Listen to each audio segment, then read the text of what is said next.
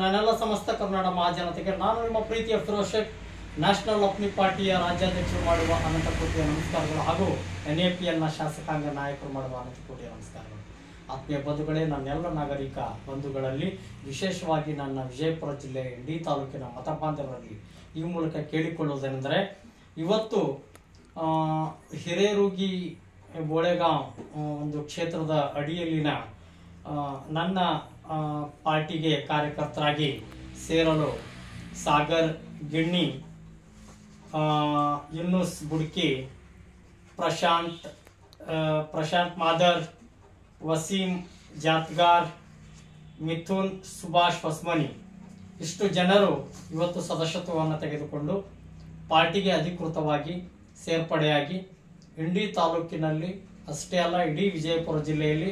ಪಕ್ಷ ಸಂಘಟನೆಗಾಗಿ ಶ್ರಮಿಸಲಿದ್ದು, ಮುಂದಿನ ದಿನಗಳಲ್ಲಿ 2028ರ ವಿಧಾನಸಭಾ ಕ್ಷೇತ್ರವನ್ನು ಗುರಿಯಾಗಿಸಿಕೊಂಡು ಇಡೀ ವಿಜಯಪುರ ಜಿಲ್ಲೆಯಲ್ಲಿ ಮೊಟ್ಟ ಮೊದಲ ಬಾರಿಗೆ ಹಿರೇರೂಗಿಯಿಂದ ಈ ನನ್ನ ಏನು ಕಾರ್ಯಪ್ರವೃತ್ತಿಯ ಕಾರ್ಯಕ್ಷೇತ್ರದ ಸದಸ್ಯರುಗಳಾಗಿ ನೇಮಕಗೊಂಡಿದ್ದಾರೆ. ಇವರುಗಳ ಮೂಲಕ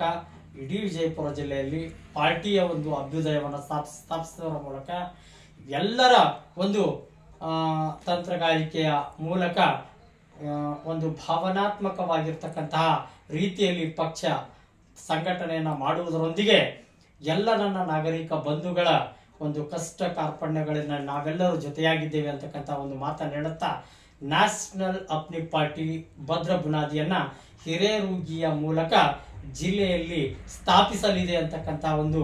ಪ್ರಾತಃಕರಣೀಯ ಮಾತಿನೊಂದಿಗೆ ನಾನೊಂದೆರಡು ಮಾತುಗಳನ್ನು ಮುಗಿಸುತ್ತೇನೆ. ಜೈ ಹಿಂದ್, ಜೈ ಕರ್ನಾಟಕ.